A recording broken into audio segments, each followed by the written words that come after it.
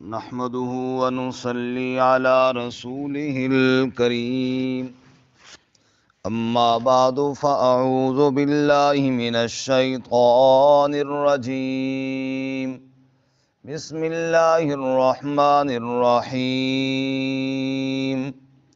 وتوكل على العزيز الرحيم الذي يراك حين تقوم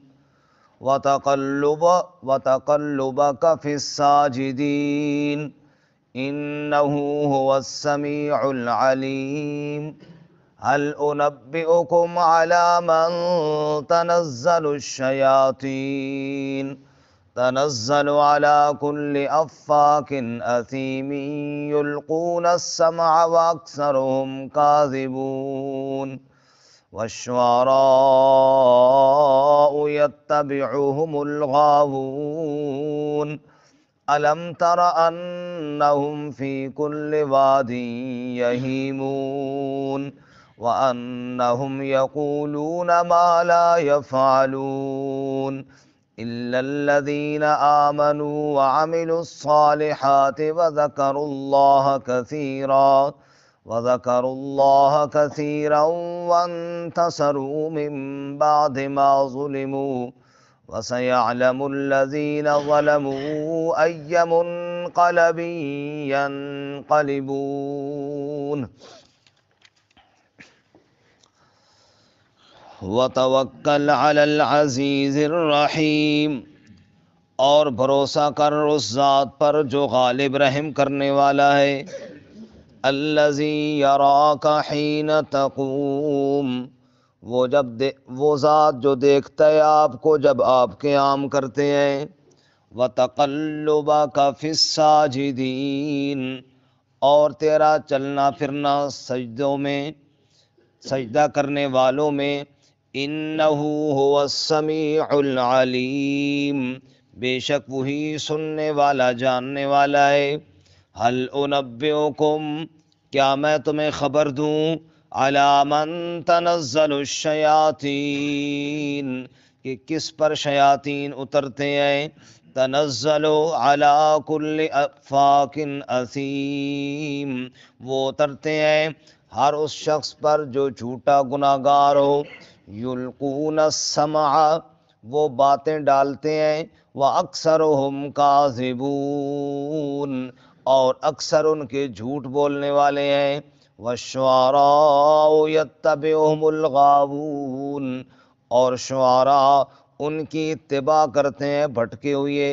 الم ترى، کیا آپ نے دیکھا نہیں، انہم فی کل وادی یہیمون، کہ بے شک وہ ہر وادی میں بھٹکتے ہیں، وانہم یقولون ما لا یفعلون، اور بے شک وہ کہتے ہیں جو کرتے نہیں، الا الذین آمنوا وعملوا الصالحات، مگر وہ لوگ جو ایمان لائے اور نیک اعمال کیے، وذکروا اللہ کثیرا، اور یاد کیا اللہ کو کثرت سے، وانتصروا من بعد ما ظلموا، اور بدلہ لیا اس کے بعد جب ظلم کیے گئے، وسیعلم الذین ظلموا، اور عن قریب جان لیں گے ظالم، ای منقلب ینقلبون، کہ کون سے لوٹنے والی جگہ پر وہ لوٹتے ہیں۔ سبحان ربک رب العزت عما یصفون، وسلام علی المرسلین والحمد للہ رب العالمین۔ اللہم صل علی محمد وعلی آل محمد کما صلیت علی ابراہیم وعلی آل ابراہیم انک حمید مجید۔ اللہم بارک علی محمد وعلی آل محمد کما بارکت علی ابراہیم وعلی آل ابراہیم انک حمید مجید۔ معزز سامعین، سورۃ الشعراء کا آخری رکوع آیت نمبر 217 سے لے کر 227 تک تلاوت کی ہیں۔ اللہ رب العزت ان کے مطابق صحیح بیان کی توفیق عطا فرمائے آمین اور ہمیں قرآن و سنت پر عمل کرنے کی توفیق عطا فرمائے۔ آمین اس سے قبل عظمت قرآن مجید اور پیغام قرآن مجید ہم نے سنا کہ قرآن مجید رب کا کلام ہے، بے شک جبرائیل امین لے کر آئے اور رسول امین کے پاک قلب اور دل پر اللہ نے قرآن کو نازل فرمایا، آمین اور شیاطین اور جنات قرآن مجید کے ان راہوں پر بھی نہ آ سکے جن سے اللہ نے قرآن کو نازل کیا۔ تو پھر قرآن کا پیغام ماننا چاہیے کہ فلا تدعوا مع اللہ الہا آخر، کہ اللہ کے علاوہ کوئی پکار کے لائق نہیں۔ کوئی نہیں ہے۔ اس لیے آج کے سبق میں فرماتے ہیں وتوکل علی العزیز الرحیم، پھر بھروسہ بھی اسی ذات پر کیجئے جو غالب بھی ہے اور رحم کرنے والا بھی ہے۔ بعض غالب ایسے ہوتے ہیں کہ جن کے دلوں میں رحم نہیں ہوتا، غلبہ پاتے ہیں تو ظلم کرتے ہیں اور ستم کرتے ہیں، جیسا کہ اس وقت آپ کے سامنے مثال موجود ہے اسرائیل کی، کس طرح نہتے فلسطینیوں پہ کب سے ظلم کر رہا ہے۔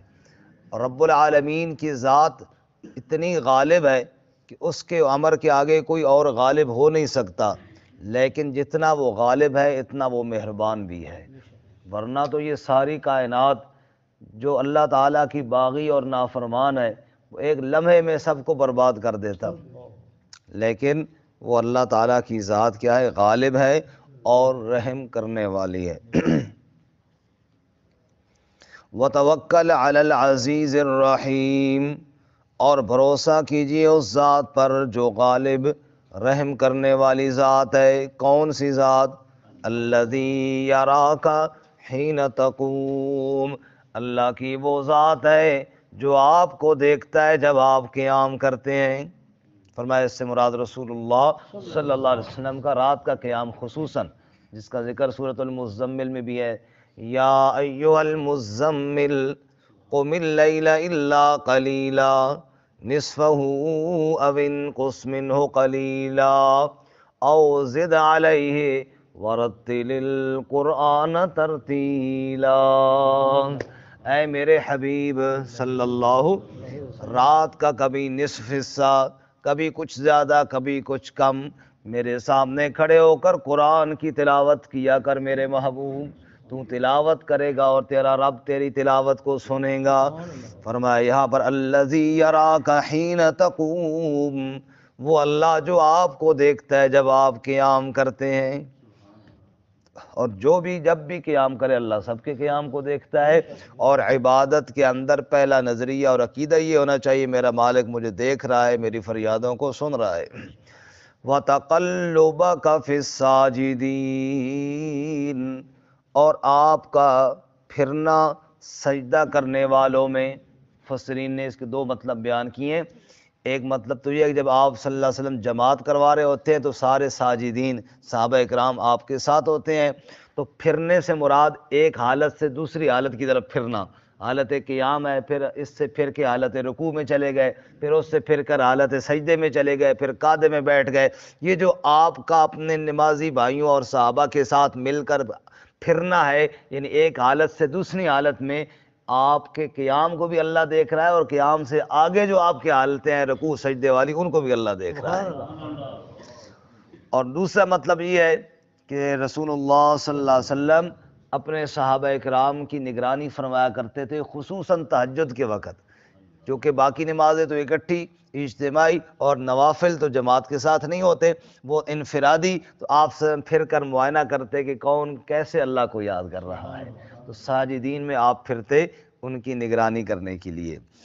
وَتَقَلُّبَكَ فِي السَّاجِدِينَ، اس ذات پر بھروسہ کیجئے جو آپ کے قیام کو بھی دیکھتا ہے، آپ کے پھرنے کو بھی دیکھتا ہے۔ إِنَّهُ هُوَ السَّمِيعُ الْعَلِيمُ، صرف دیکھتا بھی نہیں وہ سننے والا بھی ہے اور جاننے والا بھی ہے۔ تمہاری حرکتوں کو دیکھتا بھی ہے اور تمہارے دلوں کی دھڑکنوں سے باخبر بھی ہے۔ انہو هو السمیع العلیم۔ باقی وہ بے ایمان کہتے ہیں کہ نعوذ باللہ شیاطین آ کر آپ کو قرآن سکھاتے ہیں، فرمایا نہیں، او میں اللہ تمہیں بتاؤں شیطان کس کے پاس آتے ہیں۔ هل انبئکم علی من تنزل الشیاطین، کیا میں تمہیں خبر دوں کہ کس شخص پر شیطان اترتے ہیں؟ میں اس بتاؤں، تنزل علی کل افاک اثیم، وہ اترتے ہیں ہر اس شخص پر جو جھوٹ گھڑنے والا اور بے ایمان ہوتا ہے، گناہ گار ہوتا ہے، جو فاسق و فاجر ہوتا ہے، جھوٹی باتیں بنانے والا ہوتا ہے، اس کے پاس شیطان آتے ہیں۔ یلقون السمع واکثرهم کاذبون، وہ سنی سنائی باتیں ان کے کانوں میں پہنچاتے ہیں اور آگے وہ کئی جھوٹ ملا کر لوگوں کو بتاتے ہیں۔ یہ شیطانوں کا کام ہے۔ شیطان آتے ہیں ایسے بے ایمانوں کے پاس جو جھوٹ کی خبریں بتاتے ہیں اور غیب کی خبروں بتانے کے دعوے دار ہوتے ہیں، اور جناب پھر شیطان ان کو کوئی ایک آدھ بات بتاتے ہیں، وہ ایک آدھ تکہ ان کا لگ جاتا ہے، وَأَكْثَرُهُمُ الْكَاذِبُونَ، اور اکثر پھر جھوٹ ملا کر آگے لوگوں کو بتاتے ہیں، اور پھر لوگ حیران پریشان ہو جاتے ہیں کہ یا واہ بڑا پتہ ہے جی ان کو۔ فرمایا یہ شیطانوں کے ساتھ دوستی ان لوگوں کی ہوتی ہے۔ اس لیے ایسے لوگوں کی باتوں پہ یقین ہرگز نہیں کرنا چاہیے جو یہ دعوے کرے کہ ہمیں پتہ ہے کہ جناب کیا ہو سکتا ہے۔ ابھی اس دن ایک بندے کے ساتھ بات ہوئی، وہ کہنے لگے جی پتہ چل جاتا ہے مجھے، میرے مرشد نے بہت پہلے بتا دیا تھا کہ آپ کی اولاد نہیں ہوگی۔ میں نے یہ ہمارے حافظ شہزاد صاحب بھی پاس بیٹھے تھے، تو میں نے ان سے یہ پوچھا کہ کیسے پتہ چل جائے، آخر ہمیں بھی کوئی پتہ چلے نا۔ تو ابھی آپ بھی ماشاءاللہ مرشد ہیں، اس وقت تو آپ کے مرشد نے بتا دیا۔ تو کہنے لگے کہ ایک آیت ہے اس سے پتہ چلتا ہے۔ میں نے کہا جی وہ تو بتاؤ۔ تو انہوں نے بتایا جی لا تدرک الابصار وہو یدرک الابصار وہو اللطیف الخبیر۔ کہتے اس آیت کو پتہ نہیں کتنے ہزار بار آپ پڑھیں تو پھر آپ بھی جو ہے نا، میں نے کہا یہ آیت تو کہہ رہی ہے کہ وہو اللطیف الخبیر، باریک بین صرف اسی کی ذات ہے اور کوئی نہیں ہے۔ جو آیت یہ کہہ رہی ہے کہ اس کے علاوہ کوئی نہیں جانتا، اس آیت سے آپ یہ کیسے ثابت کر رہے ہیں کہ باقی؟ کہتے یہ تو گل ہے نا، پھر رکھے یہی تو بات ہے نا کہ پھر آپ جو ہے نا آیت کی مفہوم کی طرف چلے گئے اور پھر ادھر چلے گئے، بس اس کو پڑھے۔ میں نے کہا بھائی آیت کہہ کچھ رہی ہے اور ہم اس سے ثابت کچھ اور کر رہے ہیں، یہ آیت تو یہی سبق دے رہی ہے کہ جاننے والا اللہ کے علاوہ اور کوئی نہیں۔ بہرحال پھر میں نے ان سے یہ کہا کہ چلو وہ تو چھوڑو، آپ میرے بارے میں بتائیں کہ میرے کتنے بچے ہیں اور آگے کتنے ہوں گے۔ سمجھ آئی؟ باقی انہوں چھوڑو، پہلے یہ بتائیں جو ہو گئے ہیں وہ کتنے ہیں، اور آگے یہ بتائیں کہ مزید آگے کتنے ہونے والے ہیں۔ ان کا یہ ہر وقت بندہ نہیں بتا سکتا، یہ خاص ٹائم ہوتا ہے۔ میں نے کہا چلو جی میں اس ٹائم آپ کو فون کروں گا، آپ بتائیں کس ٹائم آپ کو میں فون کروں، پھر اس ٹائم پھر ان کا مجھے واٹس ایپ میسج آیا، میرے پاس ابھی بھی موبائل میں موجود ہے۔ اس میں انہوں نے مجھے کہا کہ میں آپ کو ایک بات بتاتا ہوں کہ یہ میرے اور آپ کے درمیان راز ہے اور آپ نے کسی کو بتانا نہیں، ابھی یہ میرا انہوں نے درس سنا تو وہ کہیں گے چنگا راز رکھے ہی۔ پھر میں نے کہا جی بتاؤ۔ کہنے لگے کہ یہ جو آج آپ کے گھر سے ہم نے کھانا کھایا تھا نا، ایک تو یہ ہے کہ آپ کی اہلیہ نے عشاء کی نماز نہیں پڑھی تھی، دوسری بات یہ ہے کہ اس نے بغیر وضو کی بنایا۔ میں نے ان کو جواب میں دیا، میں نے کہا استاد جی دونوں تکے غلط لگے ہیں آپ نے، یہ کھانا رات کو میری بچی نے بنایا تھا، اہلیہ نے بنایا ہی نہیں ہے۔ تو نماز الحمدللہ اس نے پڑھی تھی، میں نے خود اپنی آنکھوں سے اتفاقاً دیکھا ہے کہ وہ پڑھ رہی تھی۔ یہ دونوں تکے آپ کے غلط لگے ہیں، کوئی مزید ٹرائی مارے۔ میں نے کہا، اور میں نے کہا آپ کو مہلت ہے کہ آپ میرے بارے میں کنفرم خبر دیں گے کیا ہے، تب میں مانوں گا، باقی ادھر ادھر کی باتیں میرے ساتھ نہ کریں۔ تو کہنے کا مطلب یہ ہے کہ یہ شیاطین کو ایک آدھ بات بتا دیتے ہیں، اس کے آگے قرآن کہتا ہے وَأَكْثَرُهُمْ كَاذِبُونَ، اکثر پھر جھوٹ ملا کر اگلے آدمی کو مطمئن کرتے ہیں۔ اچھا انہوں نے مجھ سے ایک اور بڑی عجیب بات بھی اس وقت پوچھی تھی کہ آپ کو ادھر درد ہوتا ہے یا ادھر ہوتا ہے یا ایسے ہوتا ہے یا ایسے ہوتا ہے؟ عموماً بندے کو کہیں نہ کہیں تو ہوتا ہی ہے۔ پھر بندہ جناب، میں نے کہا جی الحمدللہ کہیں بھی نہیں درد ہوتا، کلیئر ہوں، بالکل بالکل اللہ تعالیٰ نے بچایا ہوا ہے۔ تو یہ ایسے اندازہ کر کے پھر بندے کو جناب وہ وہم میں بندہ مبتلا ہو جاتا ہے۔ بہرحال انہوں نے پوچھا تو میں نے کہا جی کچھ بھی درد مرد نہیں ہے، اللہ کا شکر ہے، اللہ تعالیٰ نے حفاظت فرمائی ہے۔ تو اللہ تعالیٰ فرماتے ہیں شیاطین کس کے پاس آتے ہیں؟ جھوٹ کرنے والے گناہگار کے پاس، جو سنی سنائی بات، کوئی بات کان میں ڈال دیتے ہیں، یعنی کچھ نہ کچھ بات نکل آتی ہے، یہ نہیں کہ نہیں ہوتی، کچھ نہ کچھ ہوتی ہے، لیکن وہ اکثرہم کاذبون، اکثر کیا ہیں؟ جھوٹ بولنے والے ہیں۔ باقی دوسرا شبہ کہ نعوذ باللہ قرآن مجید شاعروں کا کلام ہے، پہلا ان کا شبہ یہ تھا کہ شیاطین آ کر سکھاتے ہیں، اس کا جواب یہ دیا، اور دوسرا شبہ کہ یہ شاعروں کا کلام ہے، اللہ کہتے ہیں وَالشُّعَرَاءُ يَتَّبِعُهُمُ الْغَاوُونَ، شاعروں کی اتباع کرنے والوں کو تو دیکھو، اکثر بھٹکے ہوئے اور گمراہ لوگ ہوتے ہیں۔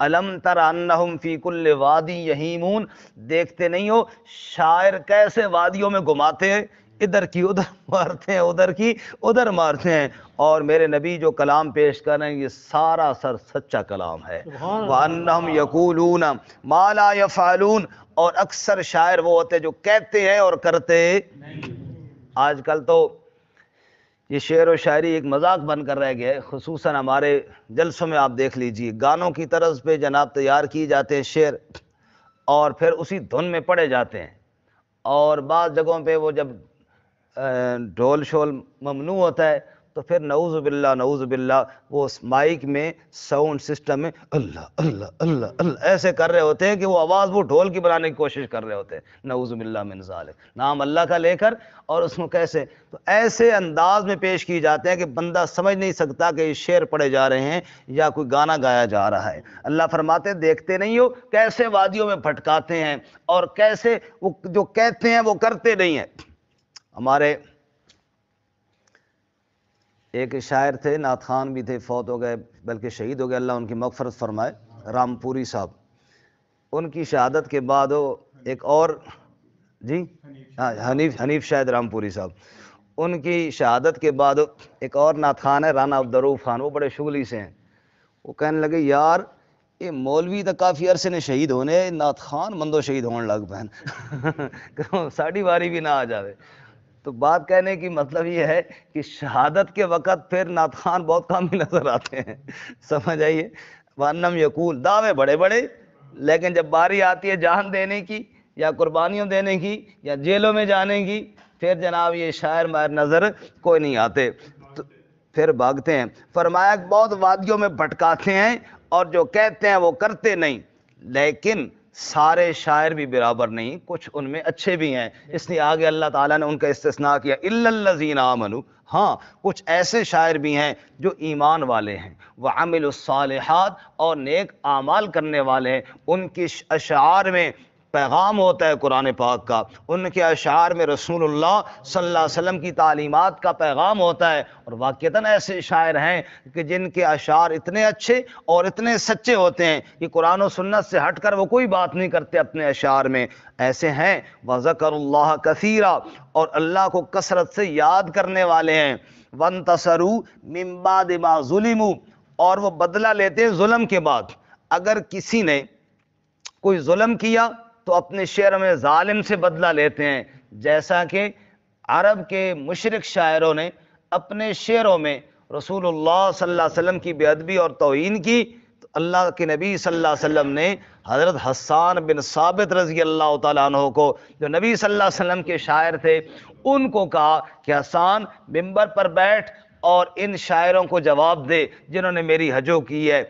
حضرت حسان نے کہا یا رسول اللہ اب آپ دعا کیجئے اور دیکھیے میں ان کا کیسے علاج کرتا ہوں۔ پھر حسان نے شعر کہے تو حضور نے کہا حسان کے شعر تو ان کافروں پر تیروں کی طرح لگ رہے ہیں تیروں کی طرح بدلہ لے رہے ہیں نا، لیکن ظلم کے بعد وَانْتَصَرُوا مِن بَعْدِ مَا ظُلِمُوا، فرمایا بدلہ لیں ظلم کے بعد، اگر کوئی گڑبڑ کرے تو پھر بے شک اس کو جواب دیں، لیکن دیں کیسے؟ ظلم کے بعد دیں۔ وَسَيَعْلَمُ الَّذِينَ ظَلَمُوا، ان قریب ظالم جان لیں گے، اَيَّ مُنْقَلَبٍ يَنْقَلِبُونَ، کون سی لوٹنے والی جگہ پر وہ لوٹ کر گئے ہیں، یعنی جب جائیں گے آخرت میں پھر پتہ چلے گا کہ ہم لوٹ کر کہاں آ گئے۔ حضرت حسان کو رسول اللہ صلی اللہ علیہ وسلم فرمایا یہ جو قریشی شاعر ہیں اب آپ ان کی مذمت کریں گے تو میں بھی تو انہیں میں سے ہوں نا۔ تو حضرت حسان نے کہا یا رسول اللہ جس طرح گوندے ہوئی آٹے سے یا مکھن سے بال نکالا جاتا ہے نا، اس طرح میں آپ کی شان الگ کروں گا اور باقیوں کو میں چھوڑوں گا نہیں انشاءاللہ۔ تو واقعی ایسے کیا۔ ترجمہ دوبارہ سن لیں جی۔ فرمایا وَتَوَكَّلَ عَلَى الْعَزِيزِ الرَّحِيمِ، اور بھروسہ رکھیے اس ذات پر جو غالب رحم کرنے والا ہے، الَّذِي يَرَاكَ حِينَ تَقُومُ، وہ جو آپ کو دیکھتا ہے جب آپ قیام کرتے ہیں، وَتَقَلُّبَكَ فِي السَّاجِدِينَ، اور آپ کا پھرنا سجدہ کرنے والوں میں، انہ هو السمیع العلیم، بے شک وہ سننے والا علم والا ہے۔ هل انبئکم علی من تنزل الشیاطین، کیا میں تمہیں خبر دوں کہ شیاطین کس پر اترتے ہیں؟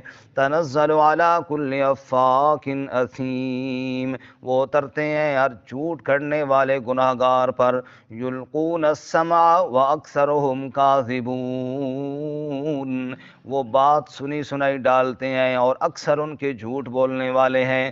والشعراء یتبعهم الغاوون، اور شعراء ان کی اتباع کرتے ہیں گمراہ لوگ۔ الم تر انہم فی کل واد یہیمون، کیا آپ نے دیکھا نہیں بے شک وہ ہر وادی میں بھٹکتے ہیں۔ وانہم یقولون ما لا یفعلون، اور بے شک وہ کہتے ہیں جو وہ کرتے نہیں ہیں۔